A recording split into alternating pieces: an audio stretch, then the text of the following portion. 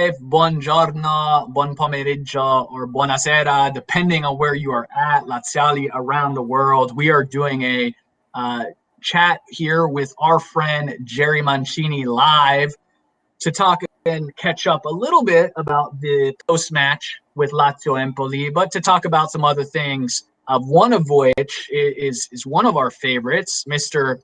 Tuku Correa. Looks like he will be leaving the club. It's probably the last couple hours where he's officially a Laziale. Looks like that's going to be a deal that's finalized. Jerry, correct me if I'm wrong, but all the rumors, talks look like it's going to be a loan with an obligation to buy. Is that right? Yeah, you're right. And apparently it's supposed to be finalized by Thursday, is what the reports are saying. So I had to represent the Correa jersey here for our man. Look, I don't know. We'll talk about your feelings on this, but I've been a big fan of his. Like a couple other players that I've fallen in love with during my time as a Laziale. He like a Felipe Anderson, who I'm a big fan of, was a little bit inconsistent during his tenure. Had certainly a lot of brilliant moments. The one that comes to mind was his performance in Coppa Italia final against Atalanta a couple years ago.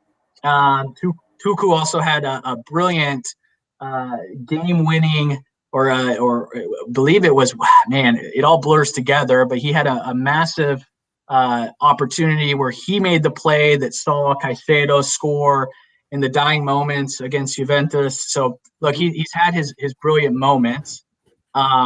He's also failed to score at a clip where we want to see him at. He does all the razzle dazzle, but failed to finish a lot of his products.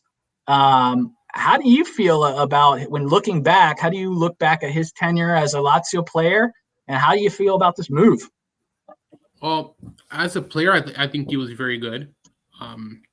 Like you said, the downfall of him was inconsistency. Last season, he scored 3 goals in the first 23 or 27 games, but on the back end, he scored 7 goals. So kind of frustrating to not see the consistency in him, but the Coppa Italia is the one game that always stands out to me, that the finalizer, the game, the second goal, the insurance, securing the Coppa Italia, which was a golden moment for him. His first 2 seasons were, I would say his second season probably was his best season, and he helped us qualify for a Champions League spot. He's been our second most consistent scorer behind Ciro Immobile. I'm curious to see where those goals come from now, because Correa has been second in the last 3 seasons. So it's a deal that I think makes sense for Lazio. And can I see him play as a left winger? Yes, but I think he prefers to play as a second striker. He's comfortable playing in a 3-5-2 where he has more space. He's able to use his speed more effectively, get in behind the defense, allow the prime striker to move up front and score. And I think he likes that partnership. And at Inter, he's going to get that under Simone Inzaghi. Yeah, and look, one thing that Lotito is really good about, at the end of the day, if a player doesn't want to be at Lazio, we find a way to move them on to eliminate any sort of locker room drama, whether that's been a Keita Balde in the past, or, a laundry list of players for us. Keita is one that comes to mind. But he didn't want to be here anymore, and he was vocal about it. I believe he was pretty professional about it. He didn't make a major scene. He didn't allow his own value to crash. He didn't hurt the club.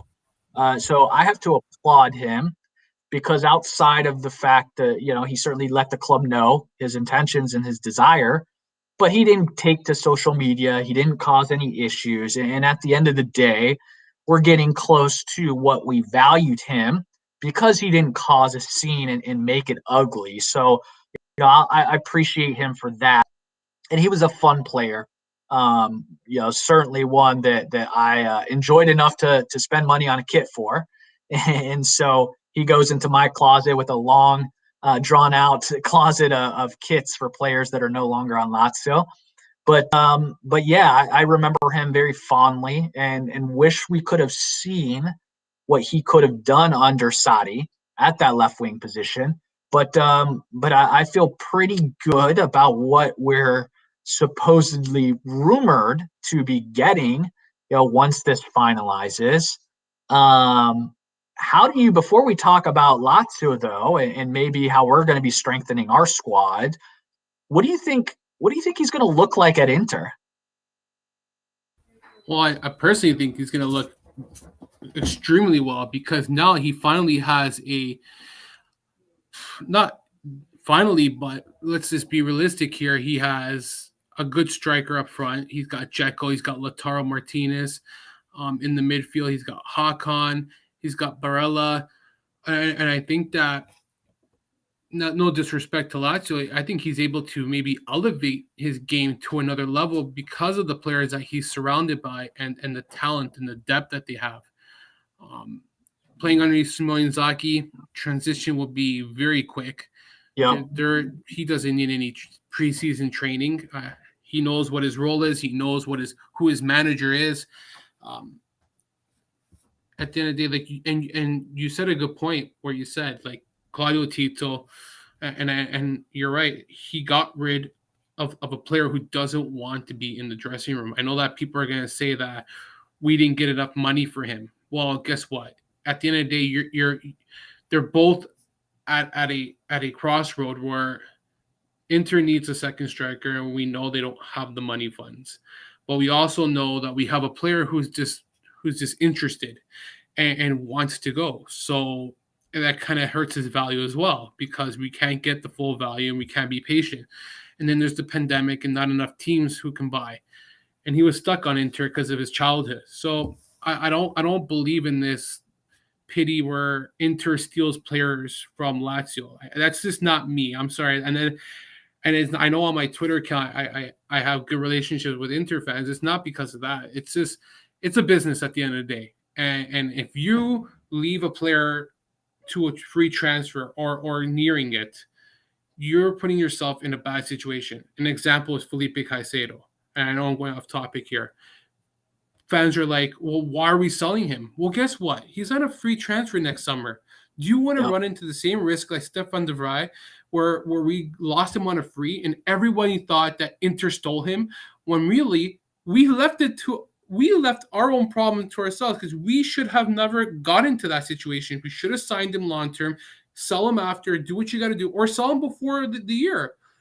There are scenarios. Yep. This is a business, man. No one steals players from other teams. I hate that line because one day we're going to be knocking on Inter's door and we may have a richer owner and we're going to be stealing. We're taking their players at a cost. So, and you can't be. I mean, anybody that's shocked about Caicedo honestly just hasn't been paying attention because it's been out there. Sadi's noted it. I mean, he only wanted 2 strikers on the squad. Ciro Immobile obviously coming in as the starter, 1 backup. There was only ever going to be Murici or Caicedo. Given how much we spent on Murici, given the fact that he's you're taller, you're more aerial striker, you're traditional, front man in a 3-man formation, it was always going to be Murici. Unfortunately, Caicedo is the odd man out. Love the guy. Honestly, 1 or 2 more 90th minute goals, and he would have had a statue built outside of the Stadio Olimpico. So, certainly bid him a fond farewell. So that shouldn't be of any surprise. I'm curious, though. Obviously, yet to be seen. Long season. We've just started.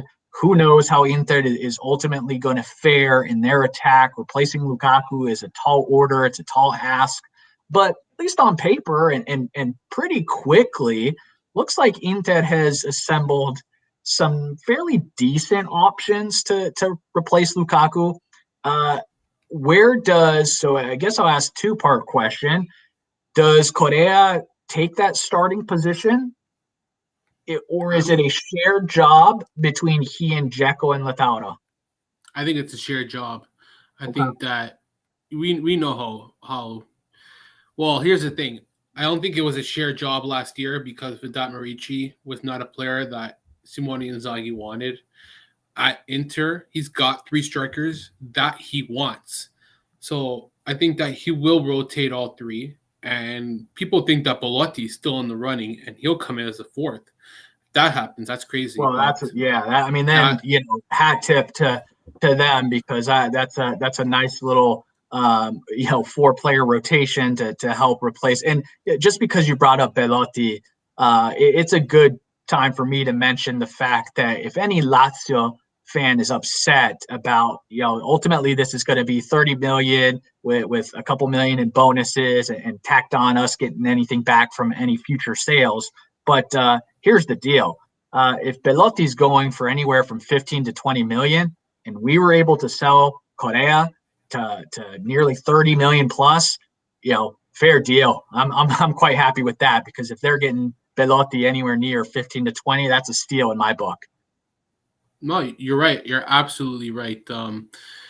Correa for over 30, it was never going to be 40 million. I think people have to understand there was a clause on the deal where a percentage goes to Sevilla, and Lotito tried to increase the value of the deal in order to get more back from the sale. It never worked out. It was never going to happen. The best deal he got was Everton, I think 35 million. It happens. Maybe he probably lowered it 31, pocketed the 4, and said, "See you later. I'll go open a McDonald's or something." but you know what, man? In all respect, I think that you got to respect Lotito in this situation. I know a lot of people are going to say that he got fleeced. He never got what he wanted. I think he did get nearly as close as he he's wanted. not an idiot. He's going to start high and work his way down. Ultimately, the one thing we know about Lotito, honestly, he can. I've said this over and over. He can frustrate the hell out of you. He can do the things that maybe it's not in the most clean, professional way. But one thing we know about him that we can sleep soundly at night about is he is never going to lose out on a deal.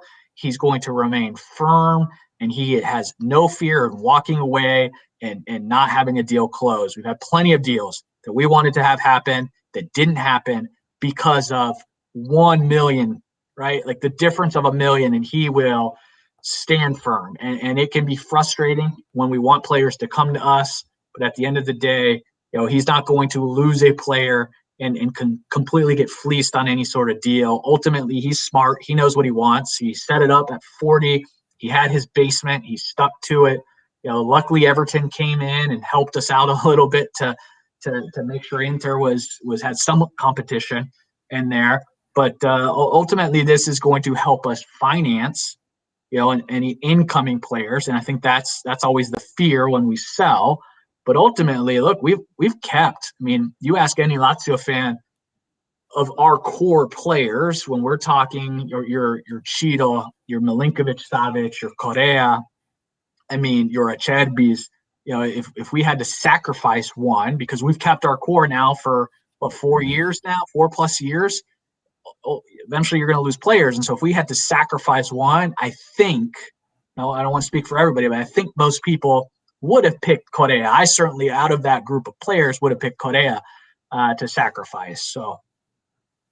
Yeah, that's a great point. I was actually going to ask you that question. Yeah, is yours Correa? Yeah, well, how do you replace Alberto or Milinkovic-Savic? Now you mentioned Alberto, yeah, but you can't replace those guys. That's the thing. Like, who do you replace it with? Acherbi? Like, the guy is a rock in the back. How do you replace Immobile right now? Where do you get a striker who scores that kind of amount of goals as he does and plays even effectively when he doesn't score it as well? Right. I think a lot of people forget that.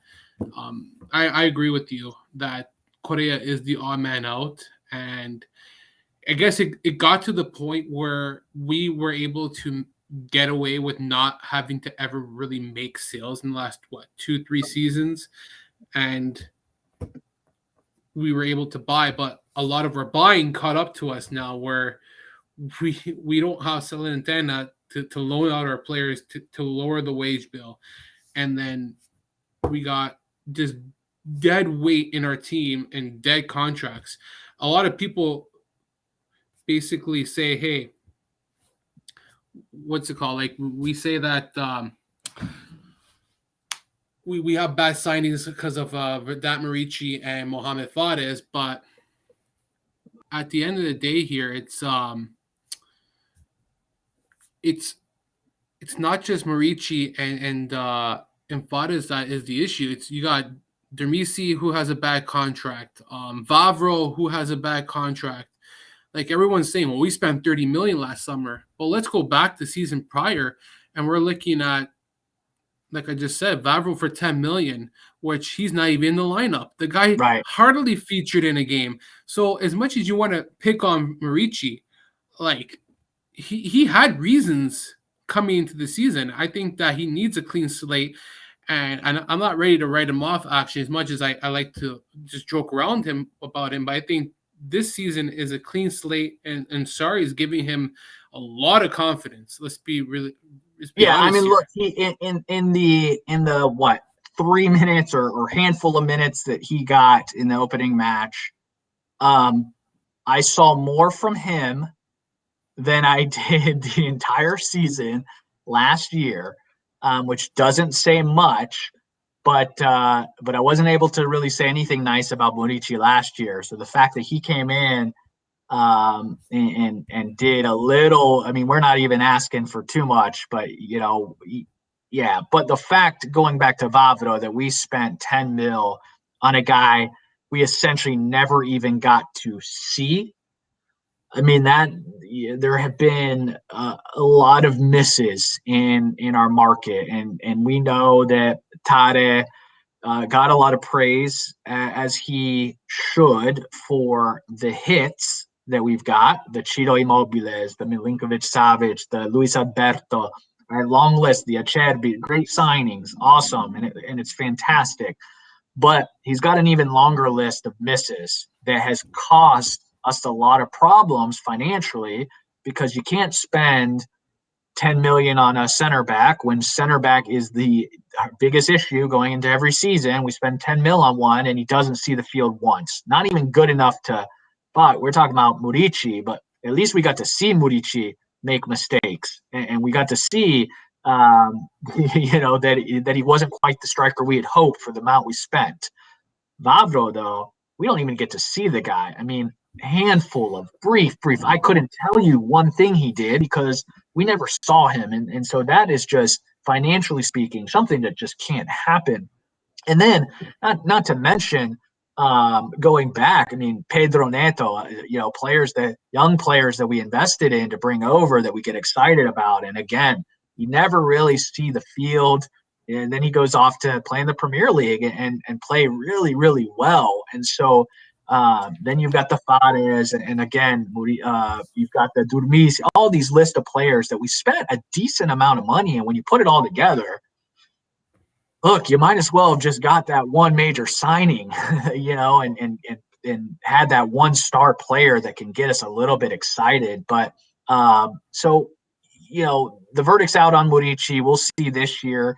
But again, if we're looking at a player like Belotti potentially going for 15, I mean, we spent more on Murici, and they're getting a guy that has a history of scoring in this league, who was $100 million player just a couple seasons ago. Insane. So we'll see if that ends up happening. I can't believe it and won't believe it until it actually does happen. So we'll see. Let's rewind a little bit and go back to that first match for you. And I know there were some positives. There was certainly some things that we didn't love, and we can always lean on it was only Empoli, but we know this Lazio team in the past has certainly slipped up against lesser opponents. We know that oftentimes last year, I know you and I probably used the phrase not clinical. with this Lazio team because we have a history, especially last season, of creating opportunity after opportunity and just not finding the back of the net. And so for me, there was a lot of positives and one, just scoring, certainly playing a nice little brand of Sadi ball and seeing some glimpses. And certainly there's some issues, but real quick, give me 3 words or less to describe this opening match. So I'm going to put you on the spot. Exciting, patience, and progress. Okay. Those are good. Those are definitely things that I've coming into our season preview, and I've tweeted a little bit about patience, and we're probably going to need a lot of it. So tell me why those 3 words. I say patience because you guys people have to remember that Sarri's we're taking on a new system, and it's 11 players with 11 different thoughts and have to go right back together. It's not going to happen in a day. It's going to take time. We're going to see good weeks where you're going to be like, yes, 3-1. And then you're going to see nail biters where, okay, maybe we might win 1-0. And then there's going to be days where we lose 3-0 because it's just so dysfunctional that we don't have that psychological yet where everybody's on the same page.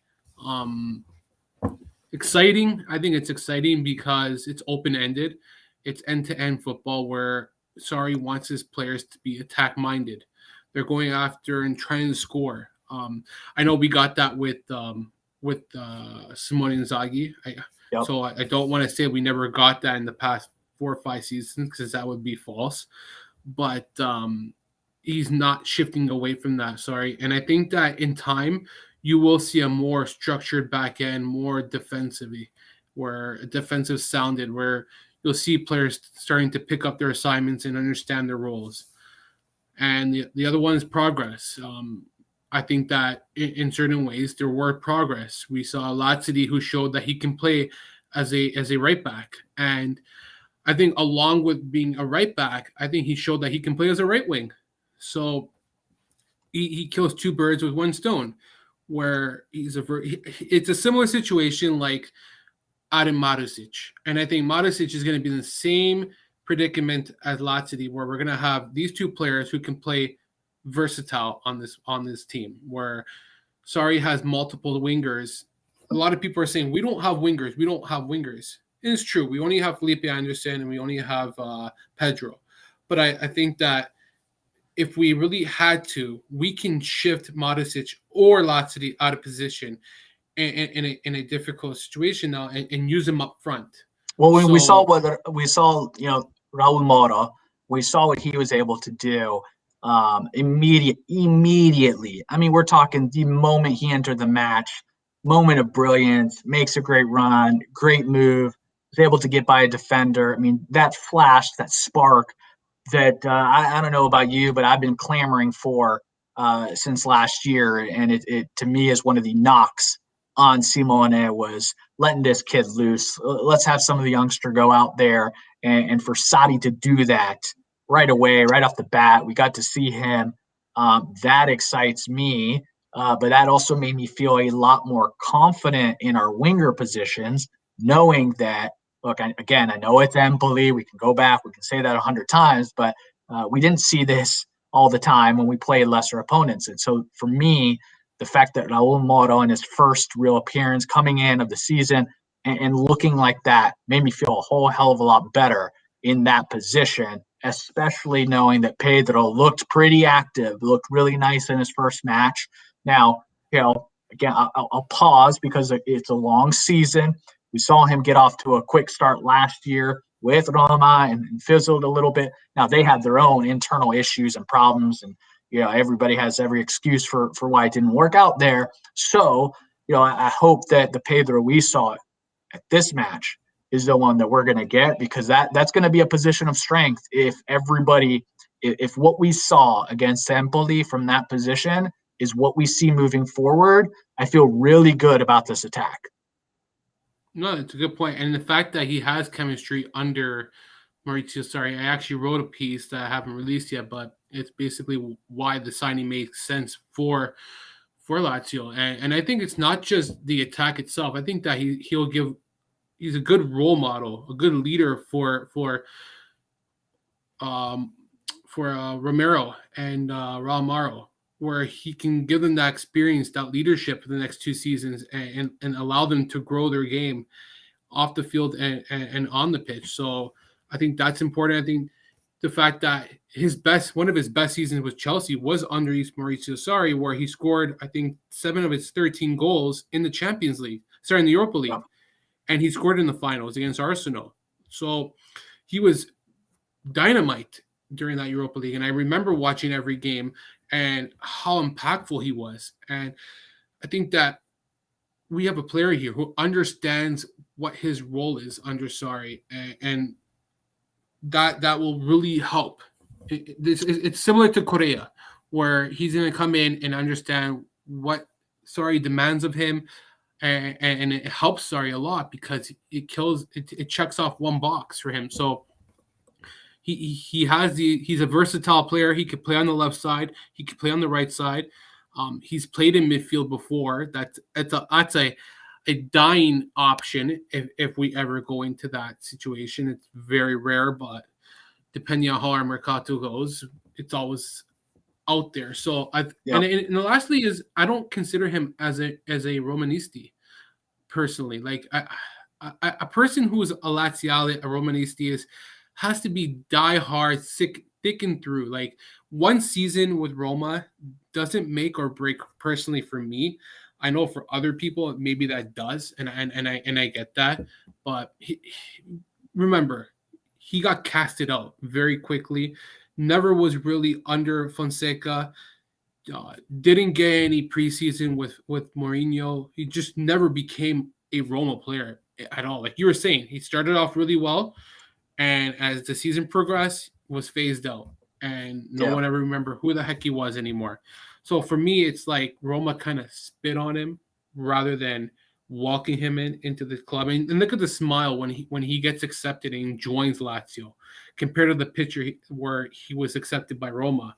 Like he's happy to be back with Sarri. So I think that Lazio fans, those who do kind of put their hatred, take it away for a second and be more open-minded that this is a very smart decision by Lazio. And lastly, it didn't cost him anything. It cost him his wages, look, so that's huge. At the end of the day, there's an easy way to win over every Laziale, and it's going to come down to the Derby della Capitale. And you want to know whether he goes down as a Laziale or a Romanista. It's going to come down to that match and what he does, because not that this rivalry needed any fuel to the flame, but I mean the storylines are always there. Now we've got Mourinho versus Sarri, and now we've got Pedro going from Roma to Lazio. I mean, can you imagine if he's the one that scores an opening goal or a match-winning goal? I mean, he becomes a Laziale forever. He's one of us if that happens. So that's the quickest way to our hearts at the end of the day, and that's how he can immortalize himself in this rivalry. So that's going to be a lot of fun. So my 3 words are 3 letters for this match, and it's SMS all day. He gets my bottiglia di champagne as the MVP for this one. Did you have anybody else as your MVP for this match? I had SMS as well. I agree with you on that. He's built for Sarri ball. That's what I kind of took right away. Well, he's built for the beauty about him.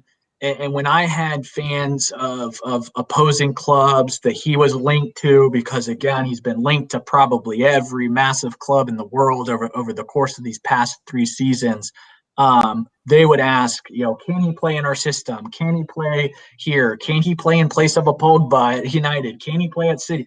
The one thing I would say about Milinkovic-Savic is he can play anywhere with any coach, with any group of players around him. He is built that way. And we saw it immediate Sadi ball right away, gets it, knows what he has to do. I mean, the guy is physically built, but he's also just a special player when it comes to his mentality, his IQ, knows where to be, knows how to get others involved. I mean, we are watching a great, and honestly, it is a damn shame that not enough people talk about him.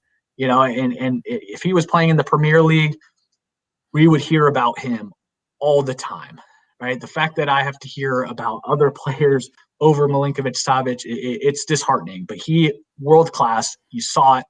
Again, I know we can talk all about the fact that it was only Empoli, but what he was able to do, we know dangerous balls, he's going to win them. I mean, he's brilliant. I mean, there's you can't say enough great things about him. And I said it, this season is going to be the season. And we're talking about a guy that was already last year named the midfielder of the year. I don't even think that was the tip of it. I think this season we're really going to say, wow, that guy is something special. And we've already been saying it. So I'm really, really excited to see, what he's able to do the rest of the way. It's funny how you say that because everyone talks about the Capocannoniere. Who's gonna win that? Who's gonna win that? I'd like to like you just said, I like to tip it over to the who's gonna be the best midfielder this year. And I personally think Sergej Milinkovic-Savic is gonna retain his title and he's going to win best midfielder. I think didn't he win it the season prior or was it 2 seasons he won prior? it the season. It was the season prior. So then what Barella got it this past season. Milinkovic-Savic was the season before. And it's a Serie A in terms of the top midfielders.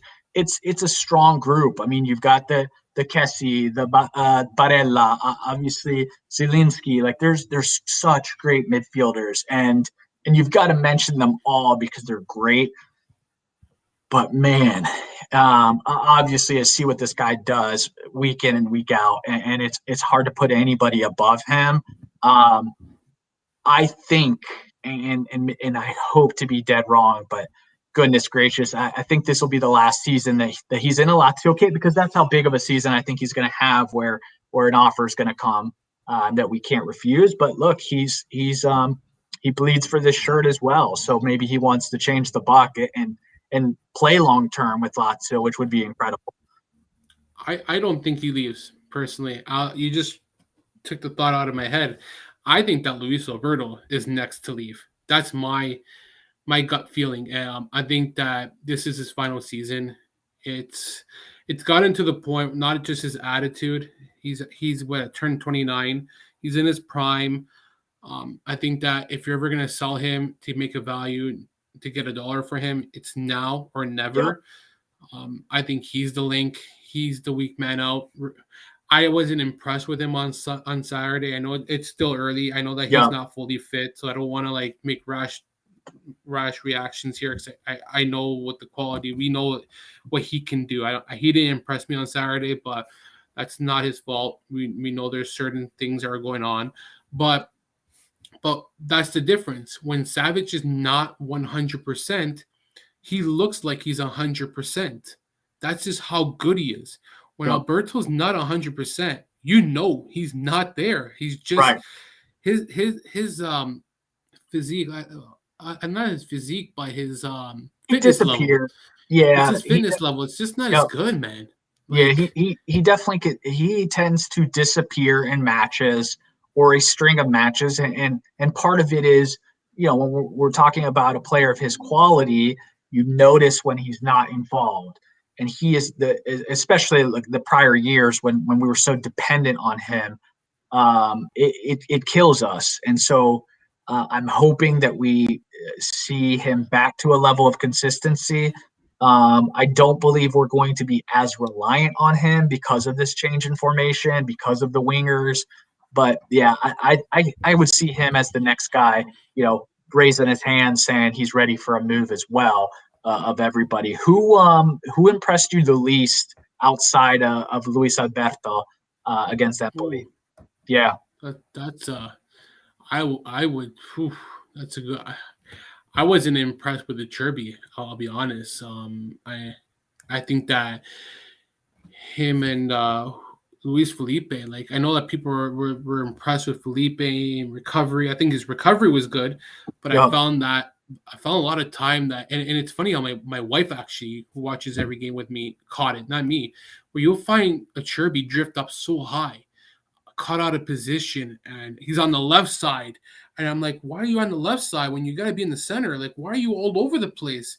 And it drives me nuts because he tries to be everywhere, and it gets him out of position. I Yeah. thought that he was okay. He didn't really wow me. You know what? It's a good question. Alberto, like I just said, Alberto didn't impress me either. But again, 45 minutes, not fully fit, but I would have liked to see a little progress in Sorry Ball. Akpro, he didn't wow me. I can't believe Sorry trust this guy so much. Maybe he's the only option at the moment. I know I that thought I honestly when it was announced that he was starting in the match, you're the first person I thought of because I remembered, I don't know if it was from your podcast or if it was a couple of tweets, but you were pretty low on him. So the moment that I saw he was going to be playing, I was like, I wonder what Jerry thinks right now because I know you weren't high on him. I think going back to Achadbi and Luis Felipe. Uh, the two things I want to see this year. One is Luis Felipe's health. I mean, that guy unfortunately can't get out of his own way with injuries. I've always been pretty big on him uh, in terms of his potential to be a great center back. He's got all the tools in the world. You mentioned his recovery. I mean, the one thing I know is he's going to catch people. He's going to come in for some old school 1990s Serie A slide tackles, and he's going to win almost every single one of them. But we never see him on the field. And there was a couple occasions where I thought, here we go again. Here we go again. He's injured. He's wobbling. He's struggling to get up. He's going to have to get subbed out. So luckily, he was able to play that full 90. But out of Acerbi, I want to see that leadership. And he is a leader through and through. But what I mean, he's the veteran on that back line. And so when we miss assignments, which is what happened in that first goal, Lazzari's backed off. Lazzari's covering the man that Luis Felipe probably should have been up on, leaves his man wide. It's an easy goal. But for me, if I'm pointing fingers, it comes to that captain of the defense, which Achebe needs to control that back line. He needs to be shouting and yelling at guys to be marking the right people because unfortunately the goal that we gave up was way too reminiscent of what we saw last year, the year prior, where it's missed assignments. It's one thing if somebody scores a belter and it's a beautiful goal. Or it's one thing if you're facing a Lukaku and if you're Marco Parolo and you just get steamrolled. What can you do? But it's another thing when they are missed assignments. And that's where the frustration comes in. So what I need to see from Acerbi is not so much his own defending, because at the end of the day, you think he's going to have it covered most of the time. It's controlling his back line, making sure the rest of the defensive line isn't pressed too forward and we get caught. And that means that Acerbi is going to have to stay back a little bit too and not get so accustomed. And I think he just got accustomed to playing a little bit too far forward under Simone. So going into this weekend, we'll look ahead real quick and then we'll wrap this up. What do you want to see against Spezia? I just want to see progress. That's the thing every week is that someone or the team starts to show areas where they're showing that kind of glimpse of sorry ball. Yeah. I think that the first thing is I want to see the back end. That's the first thing. I think that the back end's got to be better. And I'll feel a little bit more confident in every game where you don't want to see teams being like breakouts and your back line's playing so high and they can't recover. And then they're all sporadic. That I think the defense has to be the main area. And if that is strong, it gives Lazio a fighting chance every game in order to win. If you have a weak, vulnerable back end, you're done. like how bad they were on Saturday. Like they were just so mishmash, so much. It was just out of sync. I've never seen a back line not play on its line, like not a straight line. Like it was crazy. I like to see Vedat Marici get more than 10 minutes on Saturday if it's possible. I think that's another thing. I like to see what he can do. And I don't want to just see him play 10 minutes a game. I know that Ciro Immobile is our guy.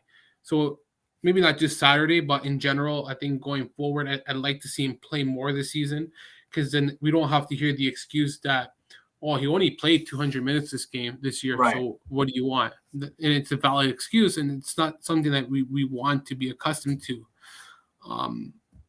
I'd like to see, hopefully, Luis Alberto start Saturday, and we can see how he does from the start. I'm not against Akpo. I think he was better suited for 3-5-2 because of the way he runs and plays and kind of covers the space.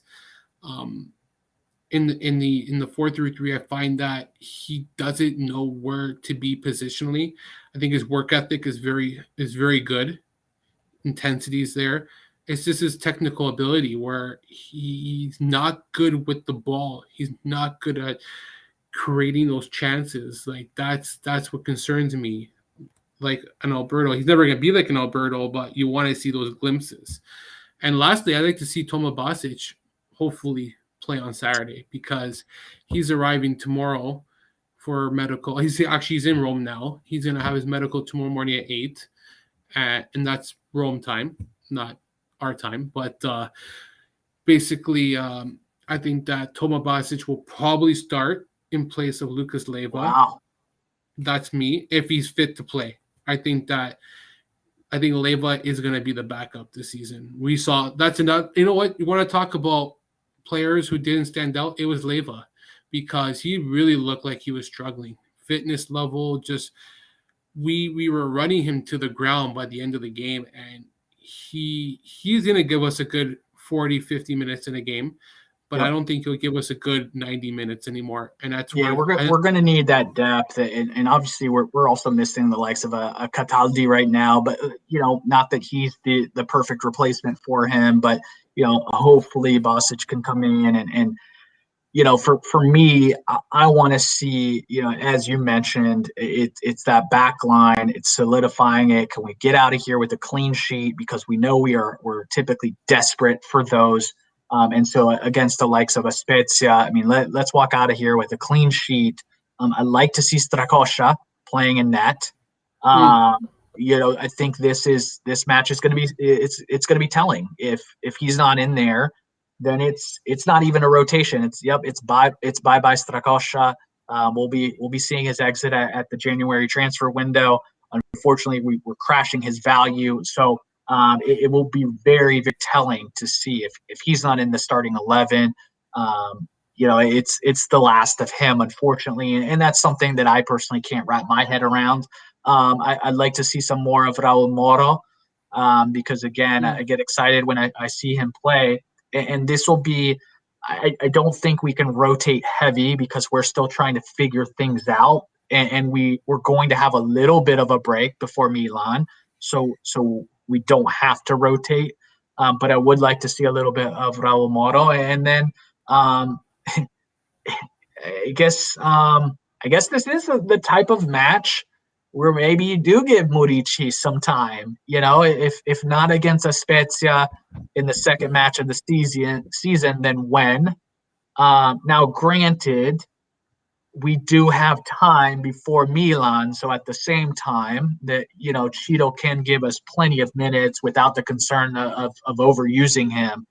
But against the likes of a Spezia, I'd be curious to see. But if I've got to choose, for me, it's Raul Moro, and seeing a little bit more of him and seeing Strakosha play. And ultimately, I think we can be happy if there's progress. And then defensively, we've just got to keep a clean sheet against these guys. And we can go into Milan feeling good about ourselves in a couple weeks. So, Jerry, any final words before we hang this thing up? in regards to the game on Saturday, I got to see Cagliari versus Spezia, and I didn't think Spezia looked good at all. They capitalized on their chances, which were kind of gifted to them from Cagliari, but they dominated for 90 minutes. Like, they really took the game to them. So Does that worry you? Does that worry you? Where do you see this? Okay. It doesn't worry me. I see that Spezia is just not. They're not. I forgot who their. I think Motta is their coach now, right? I forget. Thiago? Yeah. Terrible. So do you see them just sitting behind the ball and causing fits? And are we going to be able to break that?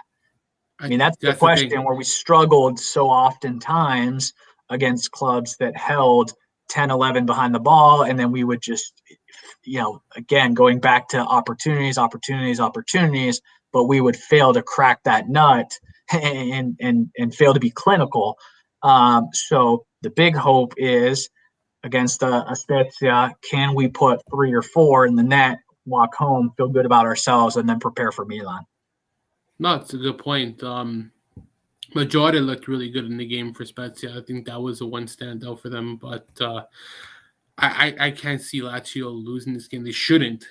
Not that they can. They shouldn't lose this game. But, the good point you said on Tricoscia. The last thing I'll say is that if we don't start him on Saturday, sell him before the transfer window closes. Don't even wait till January.